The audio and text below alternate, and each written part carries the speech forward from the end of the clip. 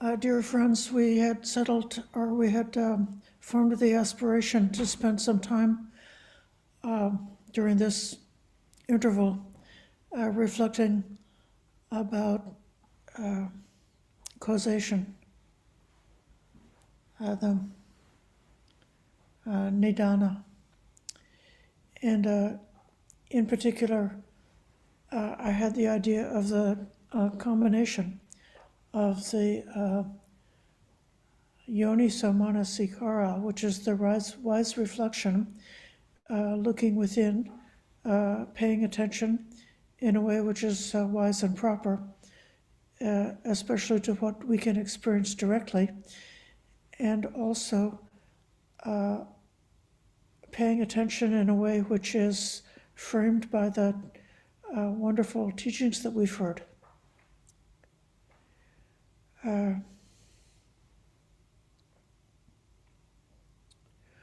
There are so many different, really great and powerful reflections that could be developed within this theme of causation. That was why I gave myself a very general topic for tonight. I said aspect of causation, because I didn't know for sure which aspect I would be ready to speak about right now. I'm not going to try to take you through the 12 steps or the 9 steps and the different lists of the dependent origination in a short talk. That's too much like too crowded.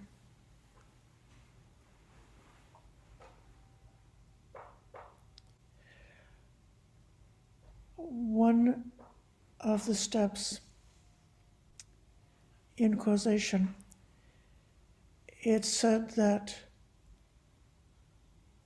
death arises dependent on birth.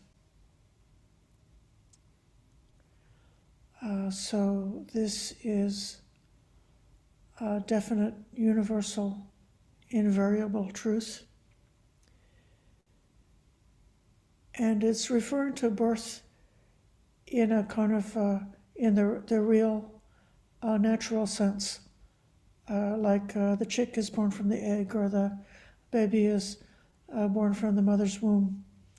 Not necessarily referring to a birth as something metaphorical, or something that's happening moment by moment by moment. We can see the arising, the birth and death of each phenomenon that's passing by, and in that kind of momentary mindfulness.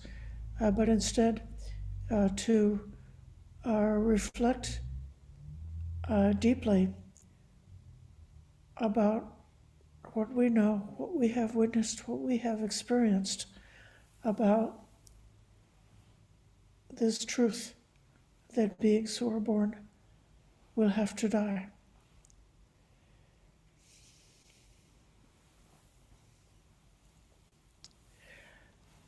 It seems to me that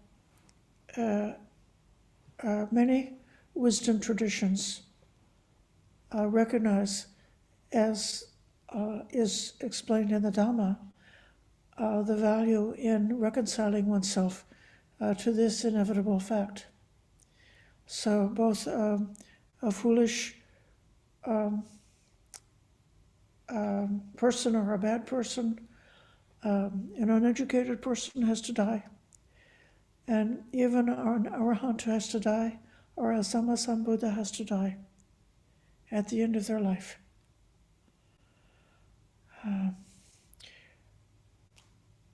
Many of the ill effects and the suffering that's described in the chain of dependent origination seems to me is a kind of a consequence of what happens when beings or persons have not reconciled themselves to the inevitability of death, when they are trying to obtain more life, when they're trying to protect the life of their own self, the continuation of their own individual self. So many aspects of sensual pleasure is coming down at its very root to that a wonderful, tasty, fresh raspberry with such a lovely burst of flavor is nourishing this body so that one can live for another day. And then the different theories or ideas about the self as a real object, making oneself into an object, then generates so much reactivity when the integrity of this object that we've fabricated is threatened or punctured or injured in some way, that you have this wounded self. And how many tears and how much anxiety and how much sorrow and misery comes from that experience of having a wounded self, or how much blood, sweat, and tears is spent trying to build up enough of a buffer zone so that we think that this self is relatively safe. That even if we think that death is going to come, we think, well, death ought to come in our extreme old age, after we've already lived a good life and built up our wealth and raised our family and gotten our children established as successful adults so that our lineage will be carried on, or made our fame and reputation so that our name will live after us because of our reputation, or built up a certain amount of material wealth, financial wealth, physical wealth, or the objects that we've created, that we've built with our own hands, with our own honest effort, and thinking that we can pass along these creations of ours, and somehow or other we will live on after the death of this body through the things that we've created. And so all of that effort and a lot of anxiety that's associated with that, and then a lot of the social conflict and the endless tribal animosities are all in one another can be attributed to this powerful energy that's arising from persons or beings who have not accepted the reality that all beings which are born must die.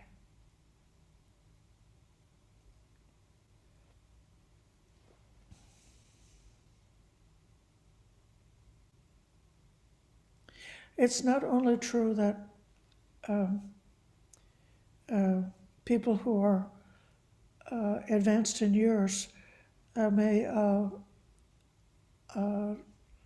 lose some of the instinctive drive to protect and preserve their life, and become more willing to face the inevitable as they see the heavenly messenger of the gray hairs and the wrinkled skin and the stiff joints, the creaking body.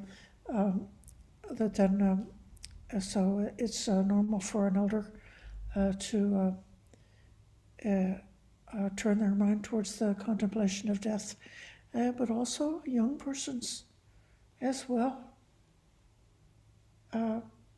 especially if they're engaged in acts of heroism or bravery or self-sacrifice, that they would be willing to place their own life in danger in order to protect the lives of others.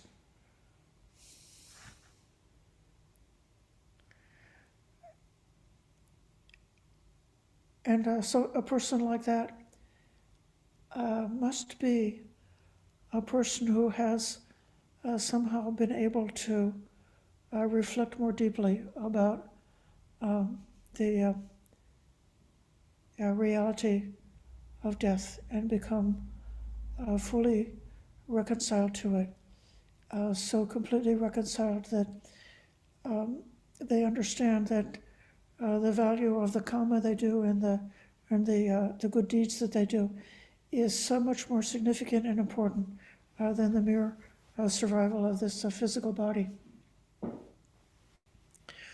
There's a person who is kind of symbolic of this in my life. Many years ago, when I was a laywoman, I had a client who was involved in the time that the airplane crashed in the Potomac River in the dead of winter, and all of the people fell out of the plane into the icy water. And as the helicopters came and were trying to rescue the people, they sent down a basket they saw this one fellow and sent the basket down to catch him, and he saw a lady somewhere else, and so he swam over this other place and got this other lady and got the lady onto the basket or into the harness, and then she got pulled up. And so they sent the basket down again, and he found a different person and helped them get up. And so they kept sending the basket down again and again, and he kept finding more different individuals to save others.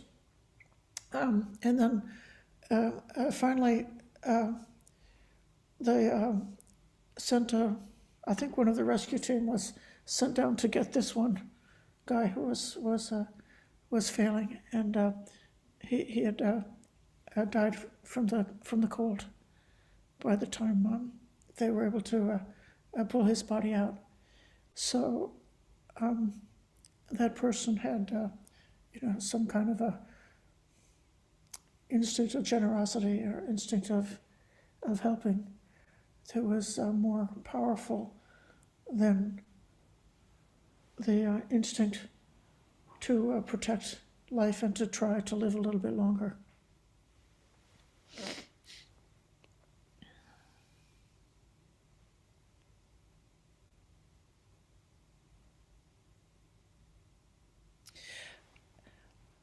In the context of rebirth, or looking over the wider view as the Buddha could see it, of the sequence of lifetimes of so many countless individual beings who die and get reborn according to their karma.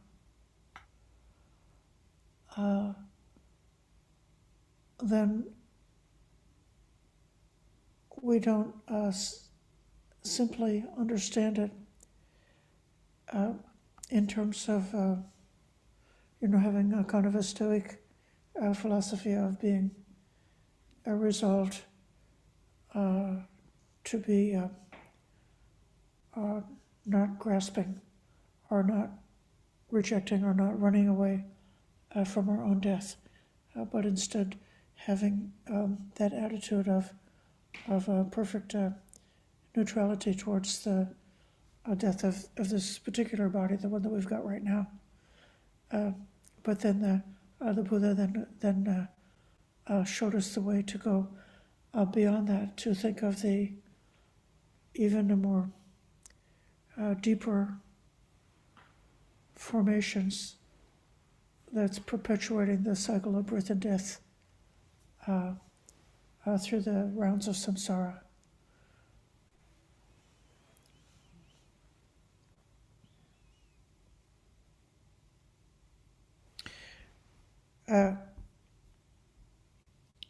It's said that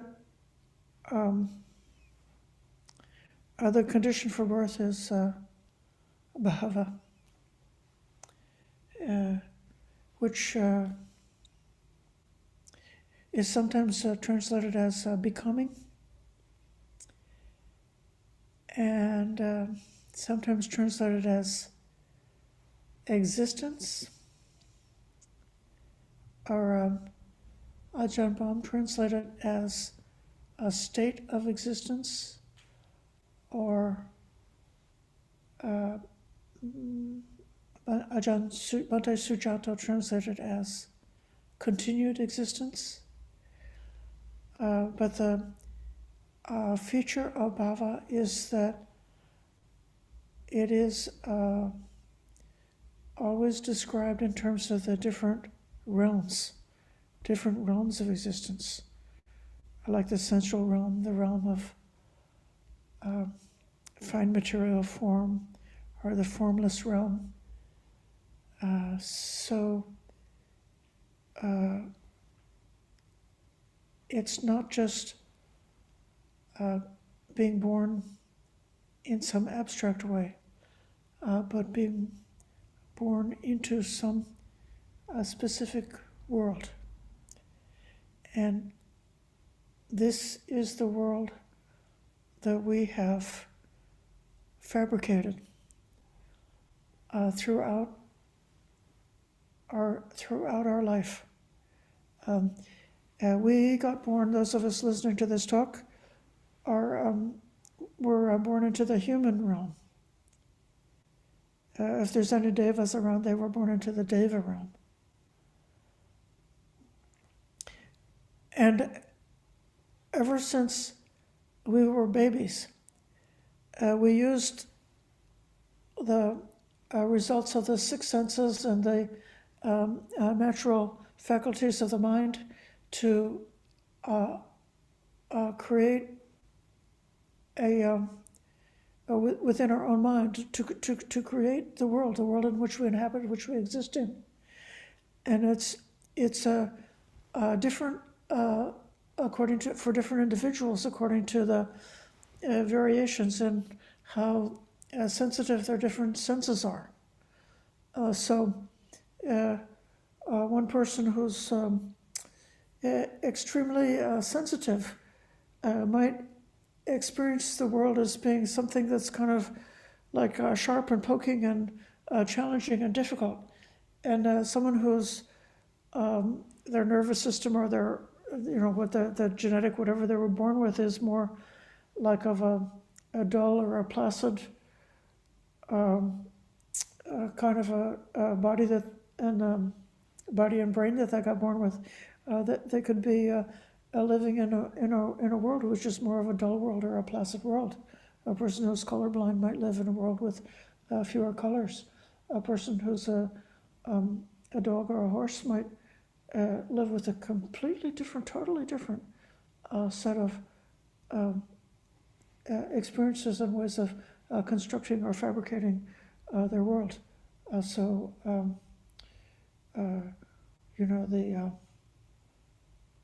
The person who was,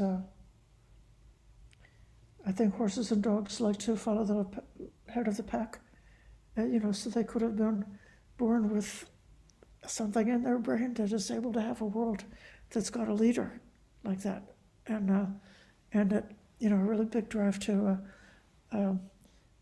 be in a world which consists of leaders and followers like that. So we have come into the particular world that we came into because of countless billions of choices and formations that we made before we were born.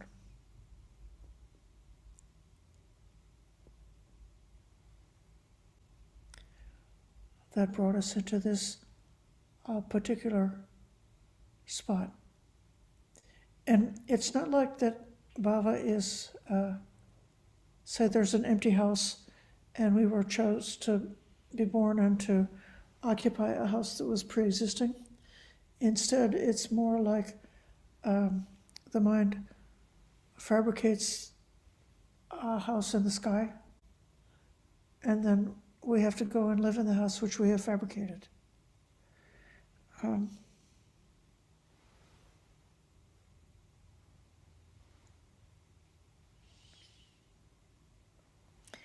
so this, leads to like a whole other kind of a sense, like, what is the wisdom practice? How should we practice if we know that this is true? How should we practice if we realize that there's a danger in this fabricating the world because of providing the fuel for continuing the cycle of the round of rebirth? So then it could be that not only have we become reconciled and at ease with the death of the demise of the particular physical body that we have, but we've also become disenchanted with the fabricating activity of the mind. We know that the brain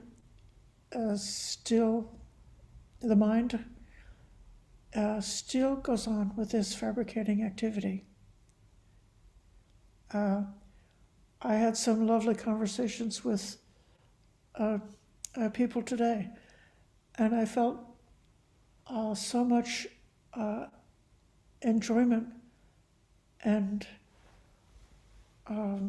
uplift and true happiness by being able to have a pleasant conversation with a friend, and to feel that there's something helpful, that there's this experience of the creating Dhamma by discussing the Dhamma. And it has, that lovely aspect of friendship and so on. So, yes, and so there was some kind of fabrication happening there. Like being in a social world, in a world in which we have friends. It could be that there were some other conversations that I had with other friends in which there were like, problems and frustrations, and I was able to like notice here in this case, not very long ago, I sometimes became impatient and short with people because of feeling frustration. And more recently, I've come to be afraid of harming anybody, afraid of hurting anybody, afraid of speaking with aversion. And by cutting off that kind of reaction to frustration, I noticed, like within myself, I'm becoming more patient than I was before. I've become more, kind of like diplomatic, that if a frustration comes up, I'm able to step out of it. I don't have to fabricate that. But nevertheless, there's still a fabrication going on. A fabrication. Well, I'm a patient or diplomatic person who's able to use more tact and diplomacy than I did in the past. So yet, still a fabrication is happening. But even while it's happening, I also am not buying into what the mind is selling. I'm more and more willing, like each moment of experiencing something being fabricated in the mind about, what kind of world this is, being willing to evaporate it, being willing to let it go, being willing to not hold. And so here in this particular teaching that bhava is the condition for birth, we see like a whole realm of skillful wisdom practices that can lead us to have to unwind the negative or harmful instincts that we might have inherited from the past, and to switch over to a different kind of conditioning, which is really able to step aside, so that perhaps sooner or later one could become really like thoroughly indifferent to this process of fabricating a world.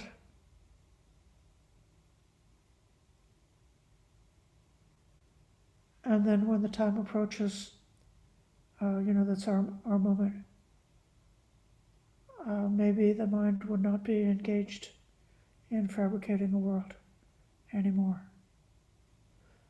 So what I'm trying to point out to you is that as you went through the steps of the dependent origination, it might be that not only is there like an overall view, like a very broad explanation of existence, of the round of existence, and how the dukkha of the round arises and is perpetuated, and how the dukkha of the round can be dismantled and erased. But also we can see point by point at each step of the way is so fruitful for contemplation, so many different ways that one can contemplate and find there's something just in this teaching, bhava pachaya jati, become birth, a state of existence is the condition for birth. Just right there,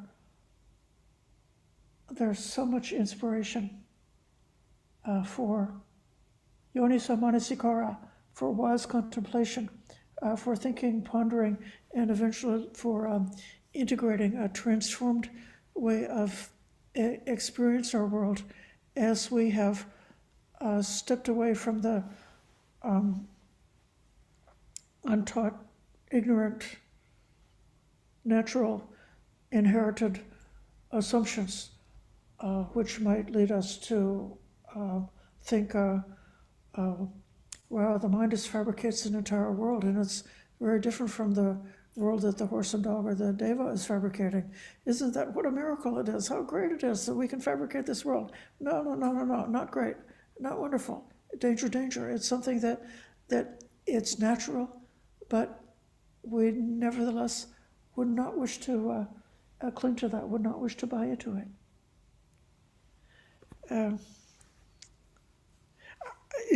Obviously this talk could go on for a very long time, but I think I want to stop here and see if there are comments or questions about the meditation tonight, or what I've said, or from your own study and knowledge of the cycle of dependent origination, if there are any other particular steps along that cycle that have been very fruitful and beneficial to you to contemplate and work with any one of those steps in your own cultivation to become more clear, more peaceful, and more free.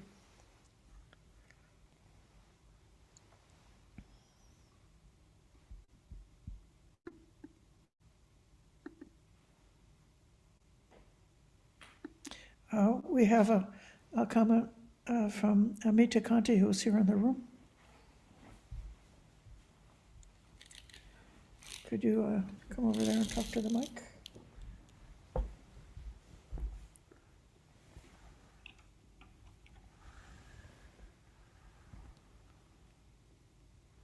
So a little earlier today, talking about dreams and how that is like can be a good example perhaps of like what the mind can fabricate. Because if you have like the mind like has the power to like fabricate something nice and pleasant, or something very unpleasant, and in the dream you sort of don't, you can sort of sense sometimes that how you don't have a choice, how sometimes your mind just cooks up something bad or cooks up something good, and you just kind of have to endure it. Another question that popped into my mind was in Majjhima Nikaya 19, which is the two kinds of thought. It's the refrain that what we often think about and contemplate becomes like the inclination of our mind. And I was wondering if you think that is also connected to this bhava, like when we die, like sort of the inclination of our mind is the force that will maybe take us to something good, like, or bad, when we have a chance to actually like fabricate. Right. Yeah. Okay, thank you.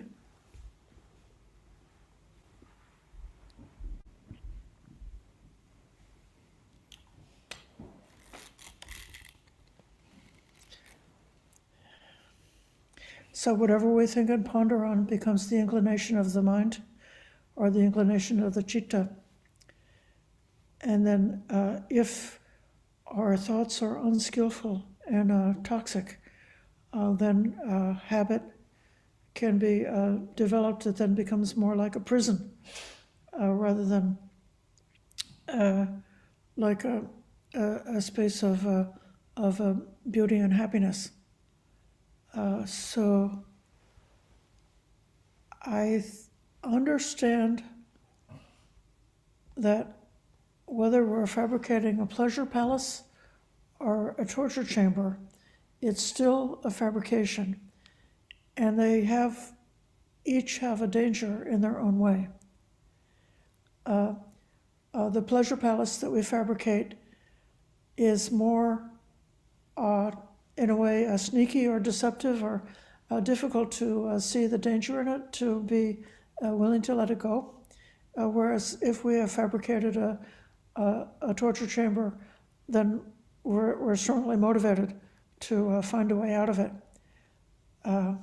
But both sides have got their danger. Nevertheless, the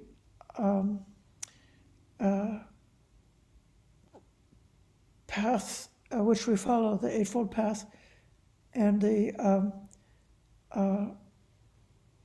string of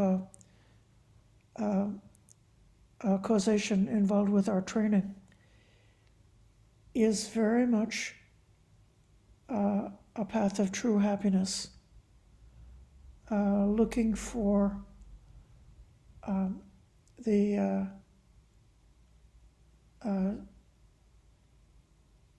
levels from gladness to piti, to sukha, from gladness to bliss, to more wider kind of happiness, to equanimity, and there is definitely a way that the equanimous life is a happy existence. And they say that nibbana is the highest happiness. So this is a path of happiness, but it's a different kind of like a flavor. The gross happiness that's involved in building a pleasure palace, which is in part of fabricating a state of existence. And what we experience when we experience the freedom from being trapped with our thoughts, or being trapped with these fabrications, where instead of being a victim of the fabrications of the mind, instead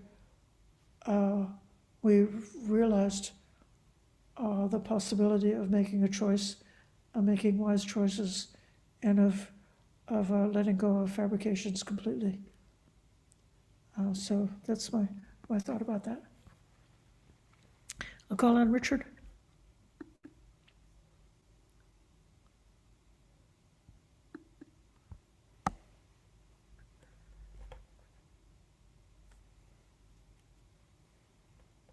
Thank you. Sorry, I clicked the wrong button. I closed it. Um,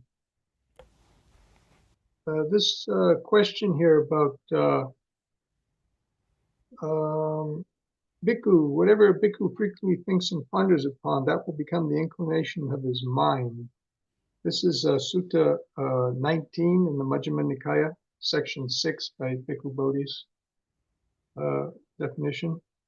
Now, it says, if he frequently thinks and ponders upon thoughts of sensual desire, he has abandoned thoughts of renunciation to cultivate thoughts of sensual desire. And then and it's translated as mind here, but above, the word is, the first use of the word mind was chetaso, and so is that personal pronoun possessive, his mind or her mind, their mind, whatever, doesn't matter. And but below here, when it says, then his mind inclines, there it's chitta. So it's his state of mind. He has a state of mind of sensual desire. He has a state of mind of anger. He has a state of mind, they're going to go through these different things here, cruelty. So this is why I'm always trying to explain that it was a great understanding and insight for me when I realized, because I was pondering this a lot, why are these three different words all being translated as mind? And by looking carefully at the suttas, I noticed a pattern. Okay, when chitta is used, it has to do with states of mind. Cheta is the mind, and mana is using the mental faculty to misidentify with things that are not you as you, and yours, etc., like that. So, this is a very good example of this. And so later on, when he decides that it's okay to think upon wholesome things, he decides, though, but excessively, it says here, if I think and ponder upon the thought, even for a night, even for a day, even for a night and day, I see nothing to fear from it. But with excessive thinking and pondering, I might tire my body. And when the body is tired, the mind, hear it again, it's chitta, the state of mind, okay? The mind becomes, now, here the Pali word, I didn't write it down, but here Bhikkhu Bodhi says strain. But my opinion of whatever that Pali word is, and I'm sorry I didn't write it down, this is just old notes from a long time ago. I think it's more distracted. It's hard to hold the mind, in a concentrated way. You become tired, right? And so your mind kind of goes away. You don't have the ability to hold it anymore. So that's why I prefer to whatever that Pali word is, not strained, but distracted. And it says, and when the mind state is distracted, in other words, you can't hold like a good an abhicitta, high mind state. So you start kind of going through other mind states. You see what I'm saying? You start going sensual desire or anger or upset or whatever, those other kinds of distracted mind states. And it says, it is far from concentration. So anyway, I just wanted to add that based on the questioner. But I had something else that I was planning to talk about. You were talking about in meditation about being disturbed by sounds. And myself, a long time ago, I was always trying to meditate in very quiet, serene circumstances. And I found sounds very distracting.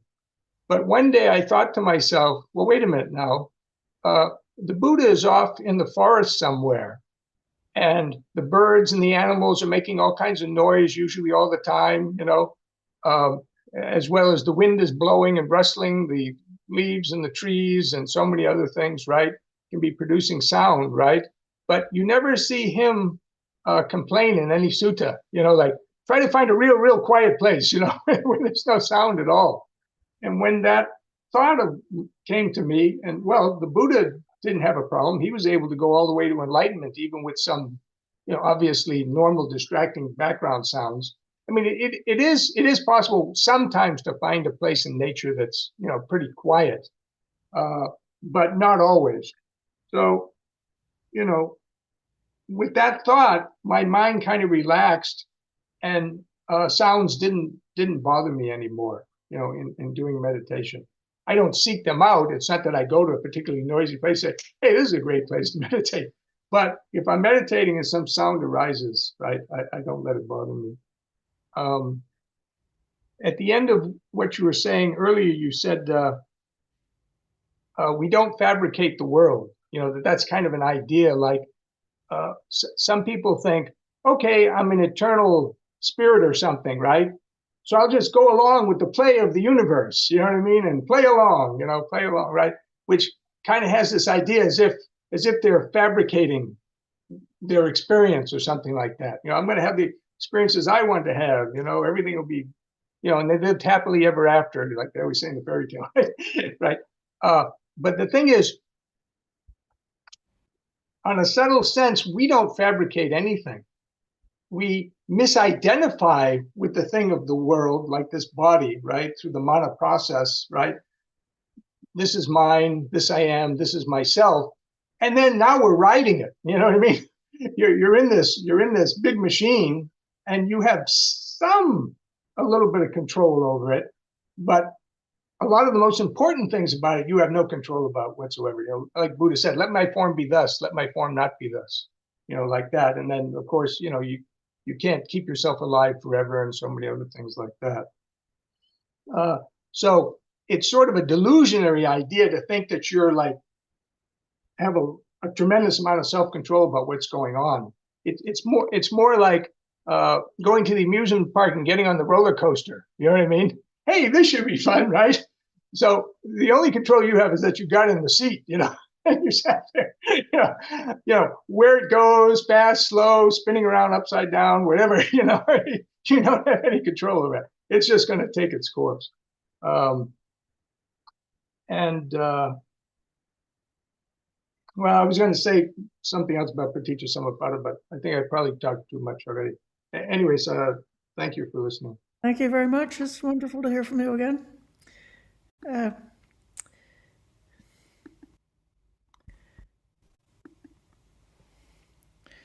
I know that Ajahn Thanissaro uses the English word fabrication for the Pali word sankhara. The sankhara is a very difficult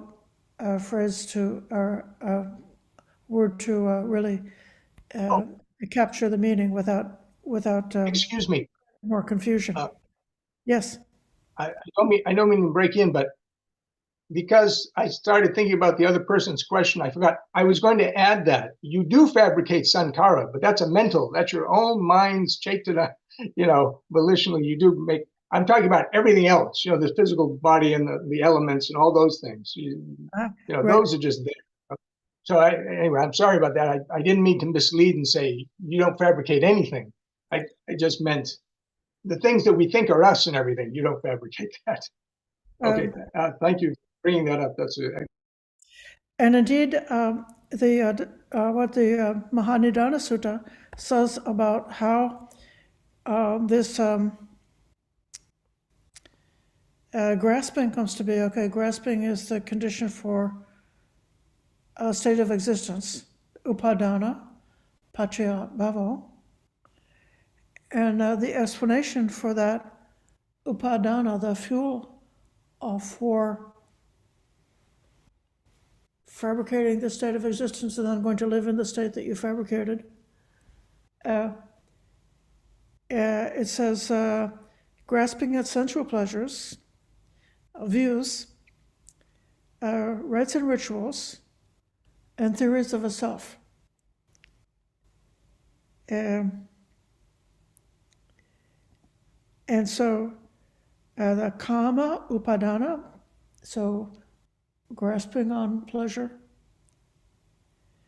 which could even include, since kama has the double meaning of sex, it's like reproduction, and the way people in society, their whole identity, is so much involved with their sex and their reproduction and making babies, so that's also a really important part of karma. So karma is not only having like something that's, you know, soft and shapely, but also that aspect of the cycle of life.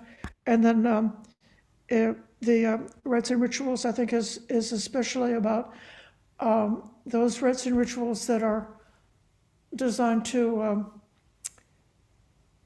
provide for eternal life in some way, like a religious observance like that, that will keep your parents in heaven, or hope that your descendants will be keeping you in heaven by performing rites and rituals.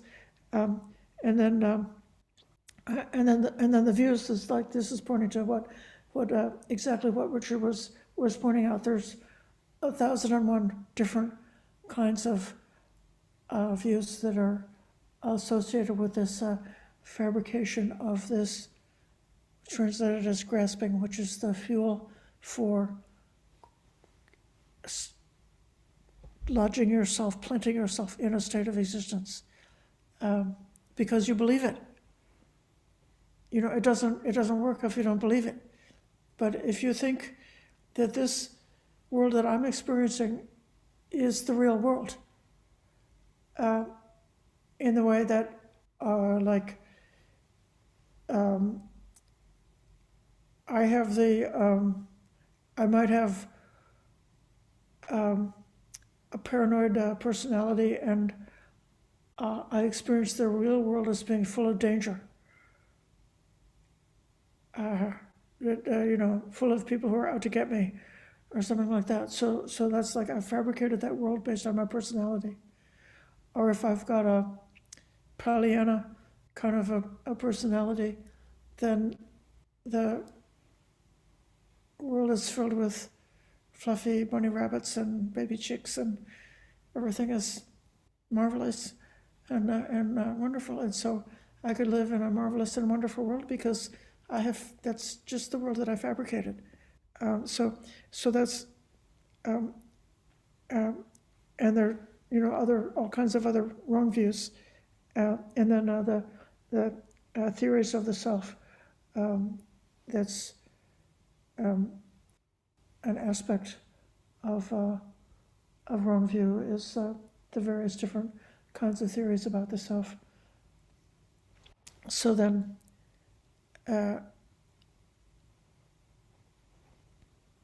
it's like, for me, when I experience psychological distress, I always immediately take it's a learning opportunity, and I want to know, what am I holding on to that I should be letting go of in order to get out of that psychological distress. And then there's a particular kind of distress a person can have when they're, it's like a status anxiety, or being anxious about one's position or one's safety or something like that, about feeling like afraid that, like, it's too unstable or something like that, that you want, you know, something to be guaranteed. I've told others this story on myself, that when I was much younger, when I was a young woman just out of college, I got married, and I thought that marriage would last for the entire lifetime, and I was so happy because I believed in that stability. So whenever I feel any kind of experience that's based on this longing for stability, this longing to find a place, this longing for some safe position, that then this points me to this teaching here, to say, oh, danger, danger, or I should say learning opportunity. I can investigate this more closely and find out there's some kind of a delusion that's springing up in me that I would be able to see through or let go. So So these ideas, it's not just getting a philosophy idea, it's getting things that can be the basis to really practice with, for one's own spiritual growth and development. But I promise to stop talking and hear from others, if others have a comment. Here's a message. Okay, message. Dhamma training programs offered as freely given gifts to Dhamma Dana. Yes, you can read that message if you like to.